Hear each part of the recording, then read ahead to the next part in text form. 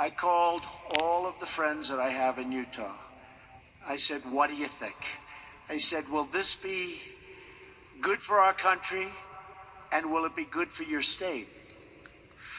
They said this would be incredible for our country, will be incredible for Utah. Finally, you'd be giving people back their access to the land they know, to the land they understand, and most importantly, to the land that they love. Therefore, today, on the recommendation of Secretary Zicke, and with the wise counsel of Senator Hatch, Senator Lee, and the many others, I will sign 2 presidential proclamations. These actions will modify the national monuments designations of both Bears Ears and Grand-Staircase Escalante.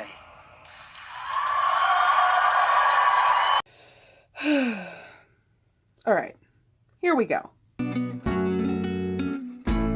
So, sorry to burst everyone's bubble what our dear president just said about Grand-Staircase Escalante, but it was completely wrong. Instead of getting land for, family fun and more activities to do in the summer, well, instead we'll be getting a wasteland of dead tire tracks, dead plant life, and, coal.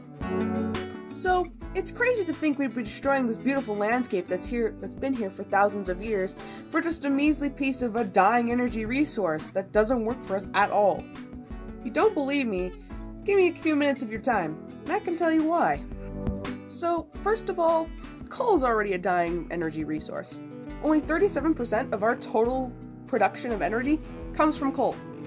37%. That's only not even half, okay? And sure, okay, I'll get the president some slack. Maybe he wants to sell the coal for a quick cash grab.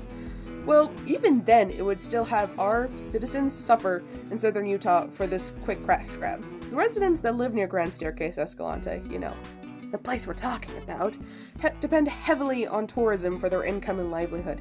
According to a recent survey, 24% of their jobs and income has increased from this recent tourism. But if that recent tourist place was destroyed, no tourist is going to go to a decrepit place that doesn't look pretty great.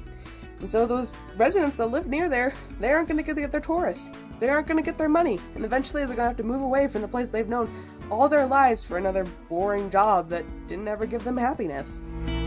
I mean, look at this. You wouldn't want this place destroyed. I bet tourists want that either. We won't want something that looks a little more like this. Not only is coal mining bad for our community, it's also bad for the environment, the thing we live off of. According to the Union of Concerned Scientists, coal power plants produce over 1 million tons of coal ash. You know where that goes? Into our water supply, into our rivers, into our lakes. The water we live off of? Sorry, but that's a no bueno for me. So instead of using this horrible resource, I suggest we use something a little bit more cleaner. Perhaps the resources we already have here in Utah. Well, for one clean resource, wind. Wind happens every day and we don't affect it at all. But it actually is the fastest growing way to create energy in the world. In North and South Dakota, if we use the wind farms there, we would be able to have 2/3 of our energy use in America done. That's so much more than what coal uses for us. And wind power becomes even better than that. Compared to coal, oil, and nuclear power, it's far more cheaper to use wind turbines. While it pays about $125 in American taxes for coal and other resources like that, it costs Americans only 19 cents to use wind power. 19 cents. I don't know about you, but 19 cents sounds a lot better than $125 to pay for taxes. And fun fact, Utah's already using wind turbines to create energy down in Spanish Fork. Who knows how much energy we create with the lands between here and St. George. Another place Utah's began to using clean resources for energy is actually up north in Logan. What type of clean energy, you ask? Well, it's through hydropower. In 2004, a micro-hydro turbine was implemented in the city's already existing pipelines, and after creating a ton of energy, they were able to power 184 local homes. And not only that, but they were able to ease the pressure that were in the pipes that they were having trouble with. So, it was a win-win for Logan. So in my opinion, it would be a far better plan if the president focused on clean energy resources rather than a harmful one that would only destroy the landscape and everything else around it. But you're probably sick of my opinion at this point. So, through the power of the internet, I went and interviewed my best friend to see what she thought about this. She currently lives in southern Utah, kind of knows what's going on around here. I believe that President Trump is not only environmentally irresponsible, but unknowledgeable as well. He thinks climate change is a joke, and that global warming is fake news. Now, he's trying to make parts of Grand-Staircase Escalante into mining sites, which is the last thing we need.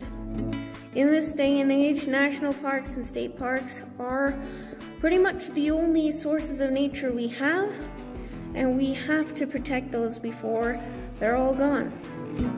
So it's time to do away with fossil fuels and start to think about creating more clean energy through solar panels, water wheels, wind turbines, etc.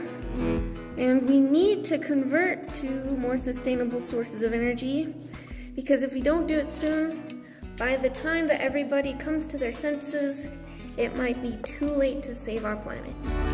So, I made this video because I care about Grand-Staircase Escalante. It has a special place in my heart from my childhood, and I want to make sure that future generations are able to see it just like how I was, and see the grand beauty of it all. And so I hope you guys care about this as well, and care about it so we can make sure we can keep it in the future. But thanks for watching my video. Bye!